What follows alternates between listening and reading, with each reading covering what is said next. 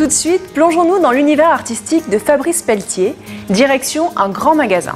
Drôle d'endroit pour une expo, mais Fabrice a transformé l'observatoire du BHV en un jardin recyclé, avec un arbre géant constitué de 6200 bouteilles en plastique et une basse-cour réalisée à partir de sacs plastiques usagés. Des œuvres d'art encore à base de déchets. Visite commentée avec Fabrice.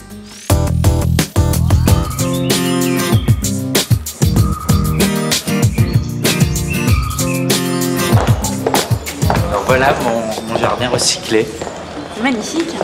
Des bouteilles transformées en arbres, des petites poules, des petits canards. Le principe de l'expo est que les visiteurs du magasin viennent se ressourcer. Et puis ils se servent, ils cueillent une fleur, vous pouvez l'enlever. Hop, voilà. Elles sont faites en quoi alors, en plastique recyclé Alors c'est quoi pour vous ça? Pour moi, ça c'est on dirait du sac plastique. Exactement, donc ces fleurs sont faites à partir de sacs plastiques récupérés, comme les petits canards, et les petites poules. Ça c'est de la canette. Vous voyez, c'est beaucoup plus fin comme métal. Ah oui, d'accord.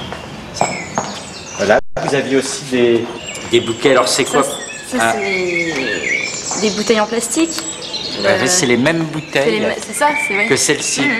Alors on va couper la bouteille à sa tranche comme ça, donc c'est le cul de la bouteille en fait, et puis après on le met sous la chaleur encore pour le déformer un petit peu.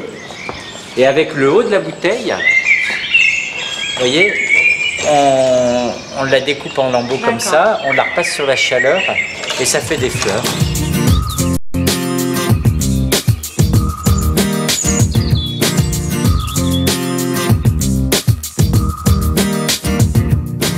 Alors qu'est-ce qui vous a donné envie, qui vous a donné l'inspiration de faire une telle création?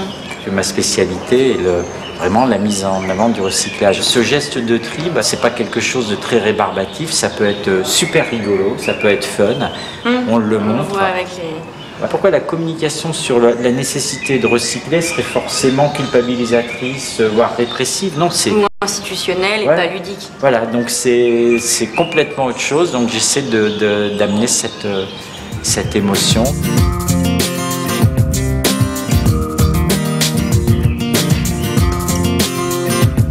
Combien de sacs plastiques et de petits produits métalliques ça représente la conception de tout ça? Ça va représenter à peu près 500 canettes pour les fleurs. J'irai 2 à 3 000 sacs plastiques pour la basse-cour, 6 200 bouteilles pour l'arbre, à peu près 3 à 400 bouteilles pour les fleurs. À l'échelle humaine, ça représente beaucoup, pour une personne, mais finalement à l'échelle industrielle, c'est rien du tout, puisque une chaîne d'embouteillage, elle va faire entre 60 000 et 30 000 bouteilles par heure. Donc il y a juste 10 minutes de production dans mon arbre.